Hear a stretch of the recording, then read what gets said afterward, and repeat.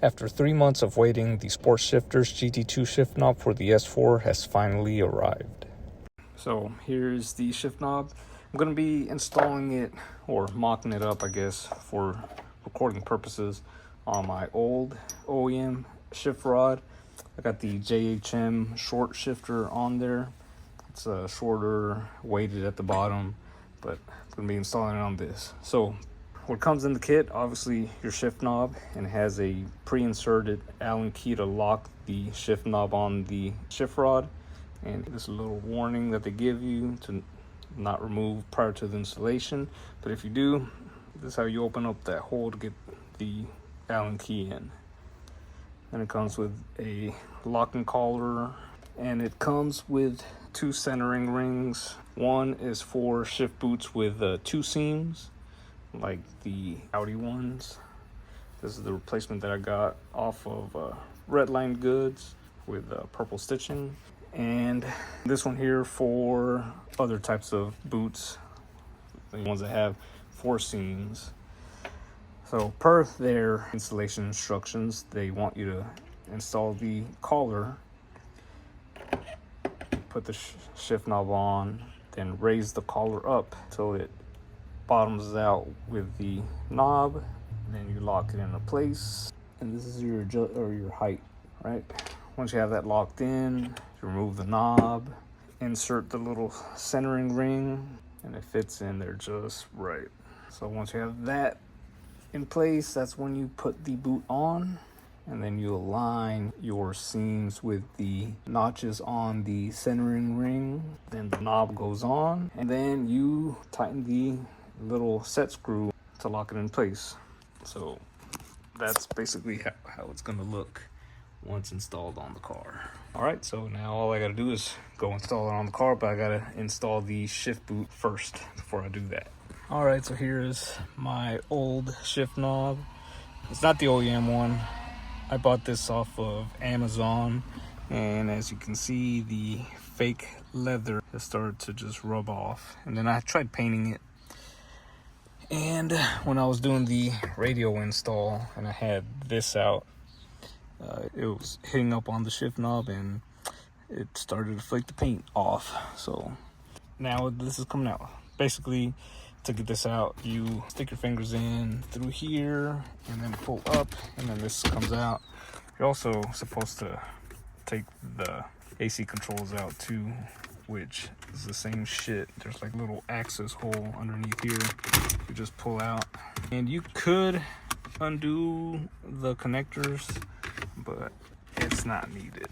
I will have to undo the connectors underneath here. We have the parking brake connector for the push to start, and then another connector down here, and that's it. Now I'm probably gonna have codes on, not on the dash, but some soft codes whenever I run VCDS. And now everything is disconnected. Right. And I need a flathead to get the little clamp off that I got holding this bitch in place. All right, so I got that off. Let's look at the connectors. All right, so this is the push to start, the parking brake, and then the other connector for the MMI. So here's that button or connector for the MMI. It goes in like that, so you can't really see where the tab is, but here's the tab. Just push the tab in and then pull it out. Same thing for all the other ones. For the push to start, the connector goes in like this, and it's hard to see that little tab, but I use my little pick to push it in and pull it out. And then same shit for the parking brake. This one goes in like this, so that little tab is at the bottom. It's kind of hard to see, especially when you're trying to record, but you just push the tabs in and pull them out. To remove your shift knob, which I'm not going to do because I'm replacing the whole boot and knob, this ring here secures the boot to the knob, and the only way to get it out is to get like a screwdriver and try to pry it off. But there's a good chance that you're going to destroy this locking ring. If you're going with the SportShifters knob, it won't matter because you're going to be using their hardware. Well, if you were to be replacing it with another OEM or OEM style shift knob, Your new shift knob should come with the locking ring as well, so it won't matter if you destroy your OEM one. But I'm not gonna do that. But I gotta figure out how to take the boot off. And I'm pretty sure it's just tabs. See one tab here, another one here. Don't see any on this side, another one here, another one here. So I'm gonna put my phone down and undo these tabs, and then I'll get back with y'all. All right, so I got that off, and I didn't even have to use a screwdriver or anything to push those tabs in. I used my thumb, and it came out. Now let's set that aside, and this is stapled onto the little holder here. So I'm going to have to get my screwdriver to get that out. And then this is supposed to go over that tab, so the new boot has a little provision there to fucking go over those tabs. And I think when I install it, I'm not going to staple this one on. I'm just going to make sure that it's centered, and we'll be good to go. All right, so to get these off, or at least start to get them off, I got my little screwdriver underneath the boot to get underneath that staple, and then I pried it out, but only one side will come out on all of them. So now I'm going to use some pliers to pull the rest out.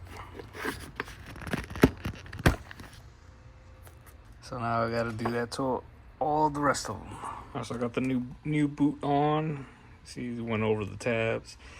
And I guess I am going to have to staple this to make sure it's nice and tight on this ring. All right, so I got the new boot in. Installs just like the OEM one. There was some excess that I had to cut out so it would fit flush. You see there how that inner ring kind of butts up against the rest of the center console. So either way, all the clips are on. Now it's time to toss this back on.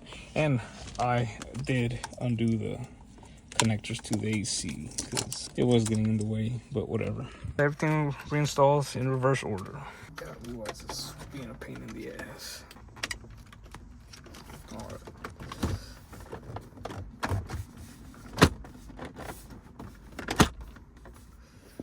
There you go. Clips in place. I'll just push this boot in. Actually, I should have fucking put that ring in first.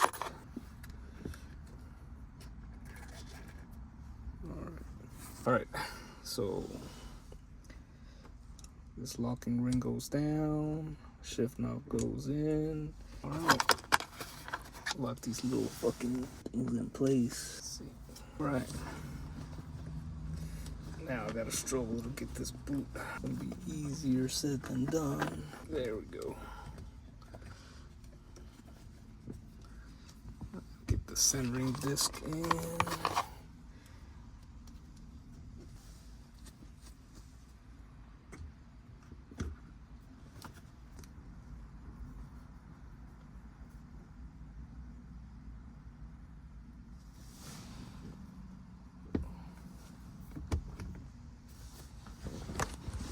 Alright, tightened it up, and I mean, I guess that shit looks centered. Boot kind of doesn't, because I mean it's centered on the knob, but there's too much boot.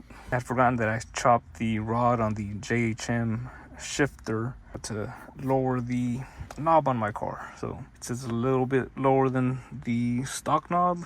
But yeah, I think I'm looking at it, this looks parallel kind of with this here, so I guess that's it.